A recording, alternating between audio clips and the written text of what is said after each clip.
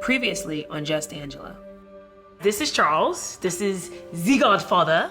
We had just planned this amazing life of just traveling and just enriching our boys with these amazing experiences. You know, on April 12th, 2016, we walked in the hospital in Los Angeles for what we really expected to be the happiest day of our lives and walked right into a nightmare. Langston was born perfectly healthy, 10 fingers, 10 toes. As I'm sitting there watching Kira rest, I look down and I see blood begin to come from the catheter at her bedside. She's beginning to get pale. The doctor that was taking her back to surgery, he said to me, "It's not a big deal. Sometimes these things happen." There's no statistic that can compute what it's like to tell an 18-month-old that his mommy's never coming home. No. Right here in the United States, more women die in childbirth than any other industrialized country. And what's even more troubling, Angela, is that African-American women are dying 5 times as often as Caucasian women. Kira and God had very different plans for my life, and so Kira's story began to resonate with people and gain traction, and so we founded an organization called For Cure for Moms, committed to ending this maternal mortality crisis. On this episode of Just Angela, we take a deeper look at Charles and Kira's story and hear from experts as we try to understand the current Black maternal mortality crisis.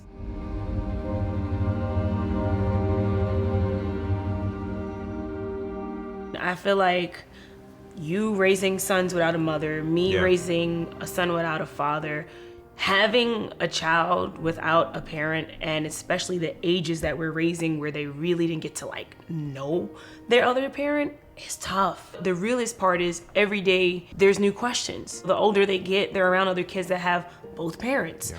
For me, SJ's always asking, and so what I do for him is always remind him of how his father was and how he's so much like him. Like yesterday I was showing his nanny a picture of Sutton and she was like, "Oh, he told me he's tall like his father." I just thought that was so cute. Like he listens and he knows. Right. And it's tough. Like, you could tell your child their parent is in heaven, but for them to physically desire them here and you can't do anything but be one parent, it's the one thing I can't give him. No money, nothing. It doesn't matter. Even when I'm in a new relationship, it's still not his physical father. So for me, it's tough. That's just me being real. Me being a strong mother, I got it. But there's just voids that I'll never be able to fill for SJ.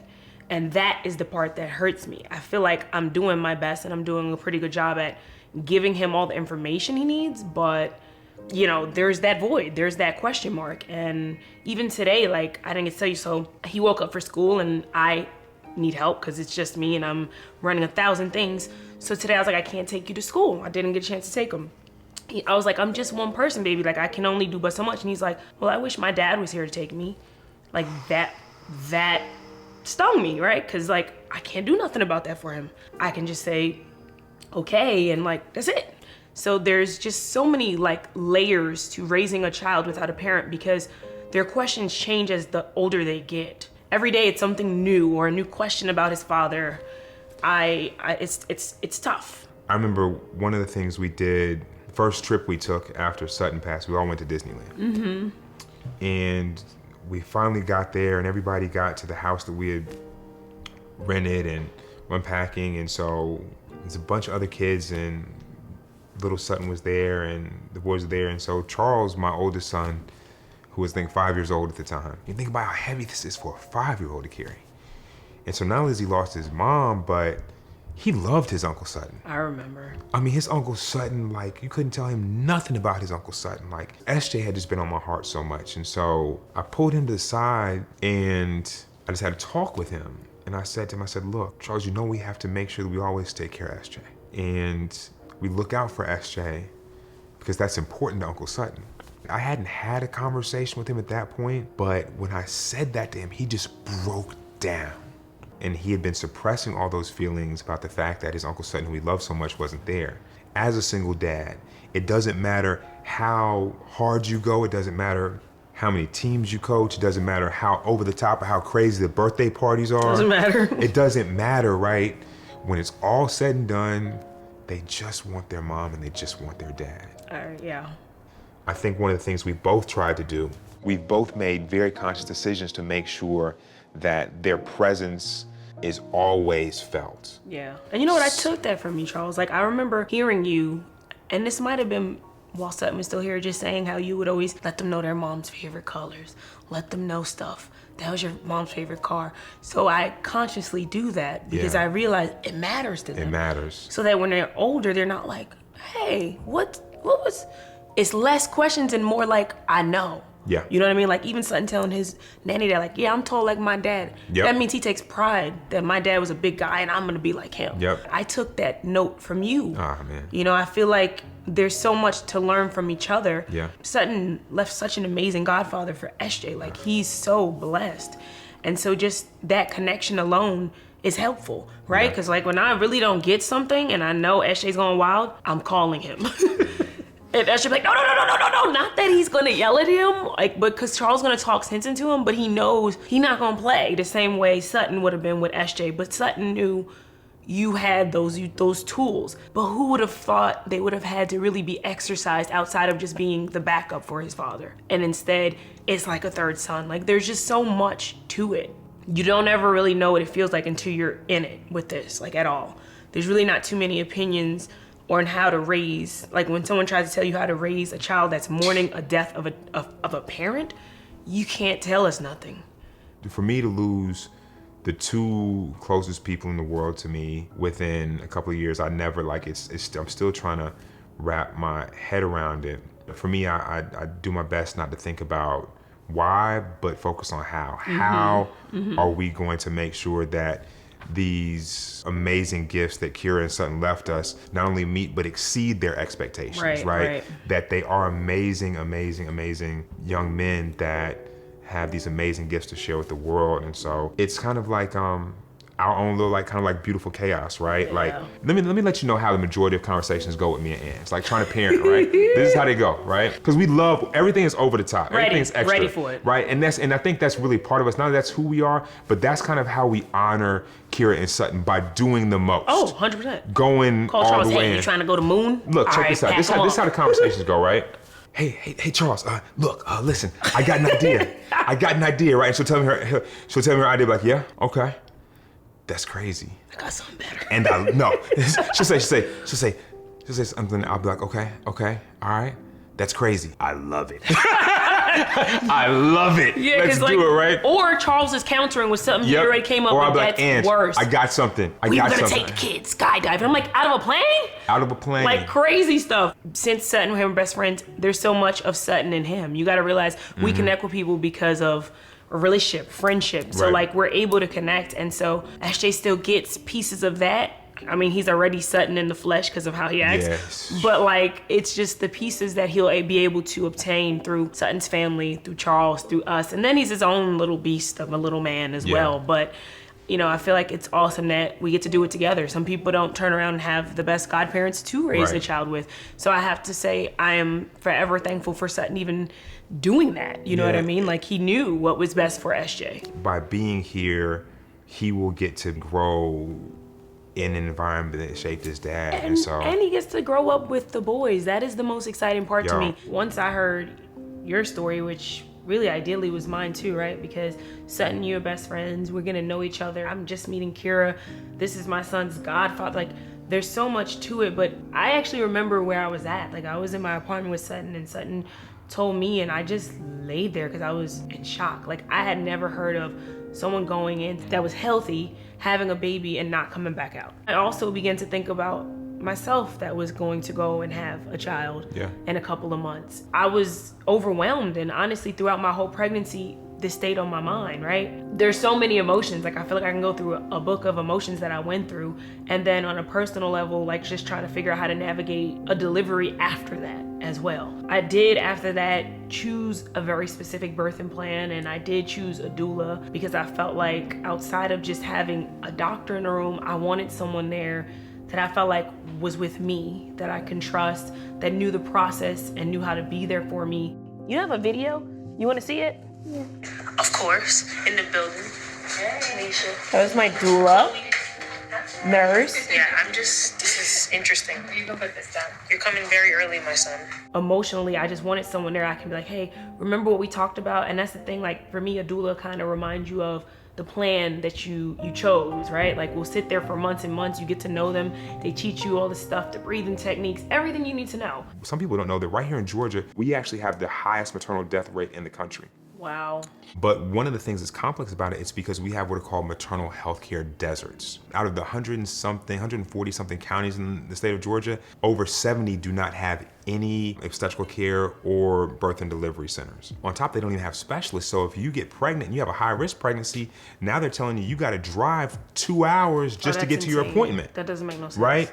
Doulas are amazing. So shouts out to all the doulas if anybody's tuned in. But for those of you who may not be familiar, doulas are men and women who assist in the birthing process. Think of them as somebody who supports the mother and the family with everything except for medical, quote unquote, interventions. Absolutely. Critically important for turning around the maternal mortality and crisis in our country. But it's gonna take a comprehensive fix, helping you with the breathing techniques, pain management, making a birth plan, and really trying to do everything you can to help the body take its course naturally and avoid some of the interventions and the drugs that have become so pervasive in medicalized birth. And so another thing I wanted to express about doulas is that oftentimes people have this stigma that doulas are only for women who want to give birth in their bathtub or in their living room, right? But you can have doulas that can support women in whatever they choose to go about. Like, I was in the hospital, and I had an option. There was a natural ward in my hospital, and there was the regular medical place.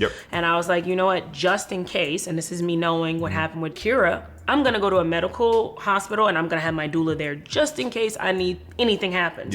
Angela's describing is what you would call an integrated model of care, meaning that she really had the best of both worlds. She had the doula to support her and to help her stick to that natural birth that she desired, but she had all the things that come along with having a hospitalized birth there just in case there were things. And so it's important for people to research all these different options, midwifery, doula care, and find out what's best for you and find a provider that can help you stick as closely as possible to what you want to see for your birth. I think that's critically important for folks to know. Absolutely. Meet Delandra. She's a doula, midwife, and a friend of Charles's with a significant amount of experience guiding Black mothers throughout childbirth at a time when it is really scary for us. I think there are a couple different things that are at play when you look at why Black women are not having the same outcomes.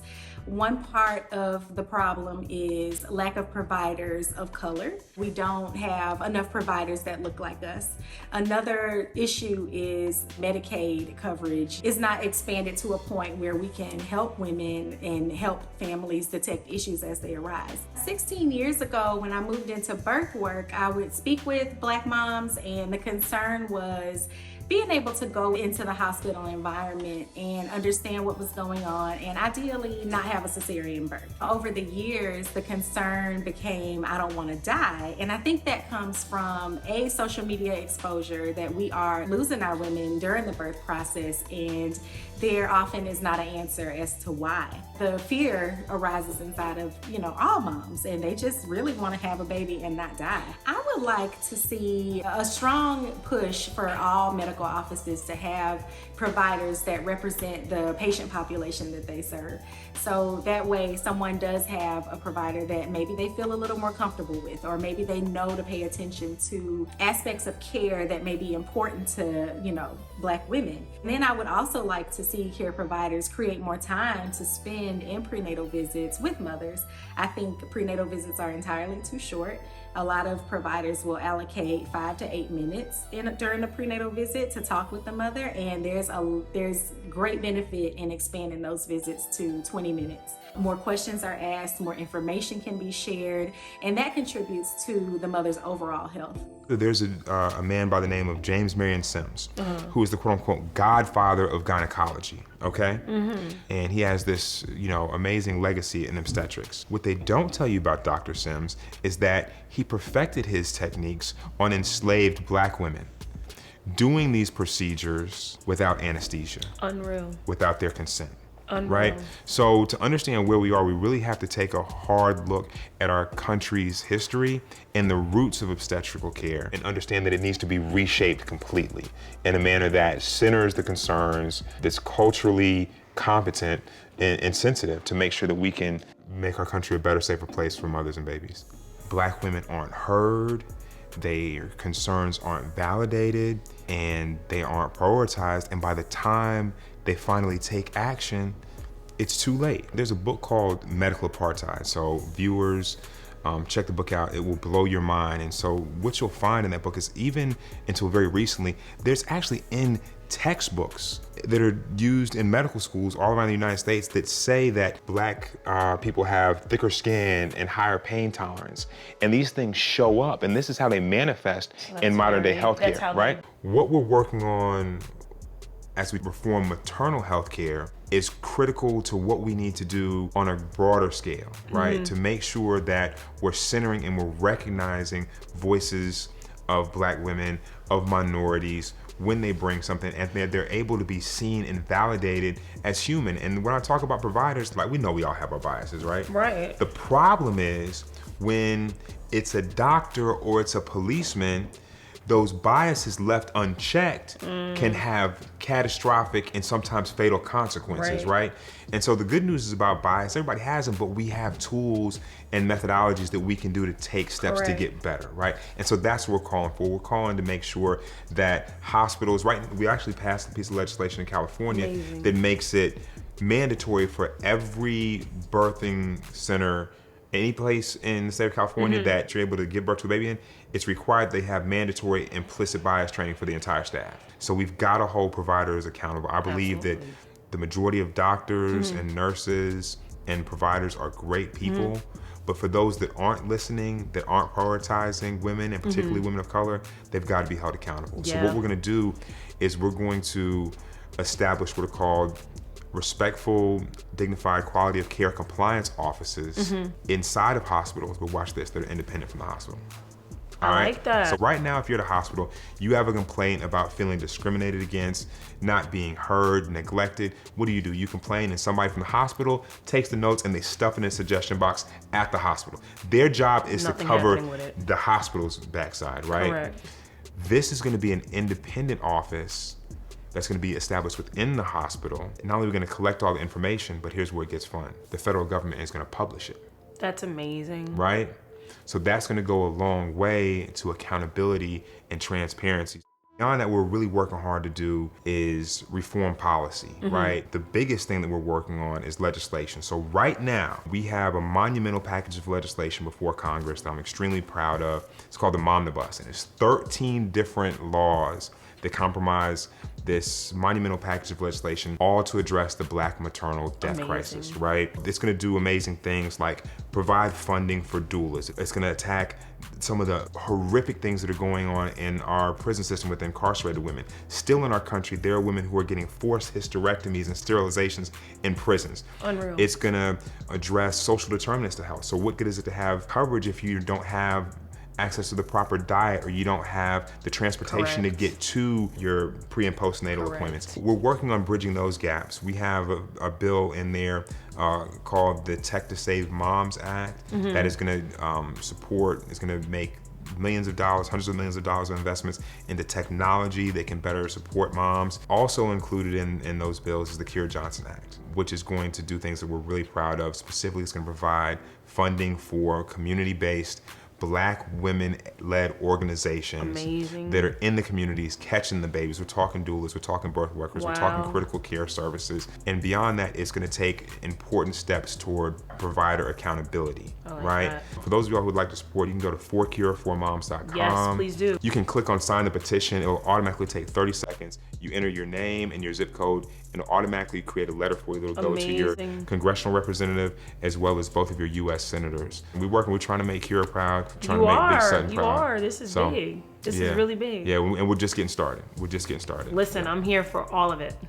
Today's diamond of the day is, it takes a village. To me, that means a lot. Like, it really takes a village to raise a child. You guys need your villages. Don't sleep on a village.